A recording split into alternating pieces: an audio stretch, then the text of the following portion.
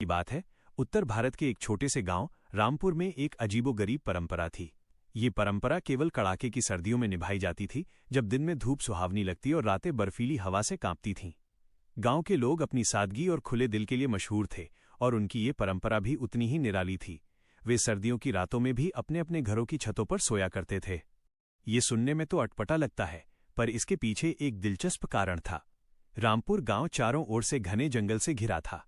गर्मियों में तो नीचे सोना सुरक्षित था, पर ठंड के मौसम में जंगली जानवर, खासकर तेंदुए और लोमड़ियां भोजन की तलाश में गांव के नजदीक आ जाते थे।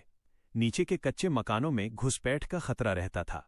इसलिए गांव के मुखिया दादा राम सिंह ने एक नियम बना दिया था। जाड़ों की रातों में सभी छतों पर सोएंगे। हवा तेज हो तो कंबल कसकर ओढ़ो, पर नीचे नहीं। शुरुआत में तो लोगों को बड़ी तकलीफ हुई। ठंडी हवा सीधे हड्डियों तक पहुंचती थी, लेकिन धीरे धीरे ये मजबूरी उनकी सबसे प्यारी आदत बन गई। सितारों का मेला और किस्सों की महफिल। हर शाम सूरज ढलते ही गांव में चहल पहल शुरू हो जाती। औरतें और बच्चे मिलकर भारी भरकम रजाइयां और दरी चटाइयां ऊपर ले जाते। मर्द लोग अपनी चारपाइयां और मूंगफली के बोरे संभालते। सभी घर की छतों पर एक अस्थायी खुला बेडरूम सज जाता। रात 8 बजते ही खाना पीना खत्म होता और असली मजा शुरू होता। आसमान में करोड़ों चमकते सितारे, ऐसे लगते मानो किसी ने छत पर ही मोतियों की माला। इतनी साफ और नजदीकी चांदनी और तारों की रोशनी शहर में देखने को नहीं मिलती। गांव के बच्चे, जो दिन भर मिट्टी में खेलते, छत पर आने के बाद सबसे पहले पहला तारा ढूंढने की होड़ लगाते। जिसे भी सबसे पहले तारा दिखता, वो चिल्लाकर कहता, मैंने देखा, सबसे पहले मैंने देखा। लेकिन सबसे ज्यादा इंतजार होता था दादा राम सिंह के किस्सों का। दादा राम सिंह की छत सबसे ऊंची थी। वो अपनी खटिया पर लेटकर एक लंबी सांस लेते और अपने धीमे भारी आवाज में कहानी शुरू करते। कहानियां होती थीं भूतों की, राजा रानी की, और सबसे मजेदार जंगली जानवरों से राम सिंह के बहादुरी भरे मुकाबले की। एक रात दादाजी ने बताया, अरे एक बार की बात है, मैं यहीं छत पर सो रहा था। आधी रात को मेरी आंख खुली तो देखा एक बड़ा सा भालू मेरे घर की दीवार पर चढ़ने की कोशिश कर रहा था। मैंने अपनी लाठी उठाई और सीधा भालू के सिर पर। भालू दहाड़ मारा, पर डर के मारे भाग गया। ये सुनकर बच्चे डर से अपनी माँओं की रजाई में और घुस जाते और बड़े लोग हंसकर उनकी टांग खींचते। रात भर की निगरानी और दोस्ती। छत पर सोने का एक और फायदा था, एकता और सुरक्षा की भावना। सभी घरों की छतें पास पास थीं। किसी को कोई दिक्कत होती तो एक आवाज पर पूरा गांव जाग जाता।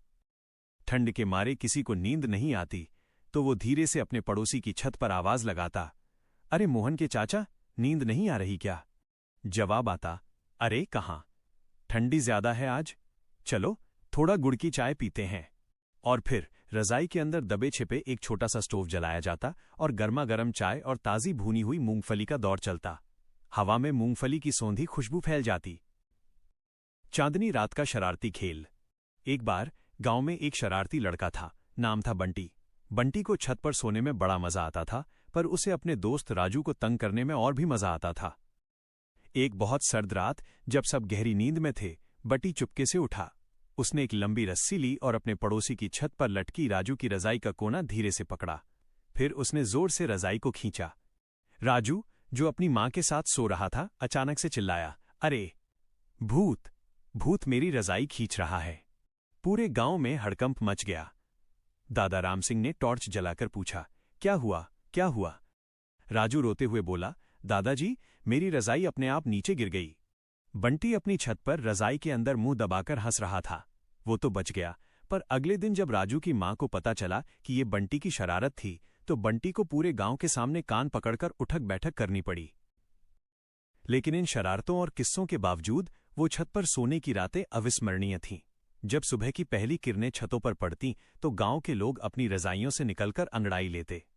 छत पर ही सूरज की रोशनी में बैठकर सरसों के तेल की मालिश होती और फिर सब एक नए दिन की शुरुआत के लिए नीचे उतर आते। रामपुर गांव के लोग आज भी मानते हैं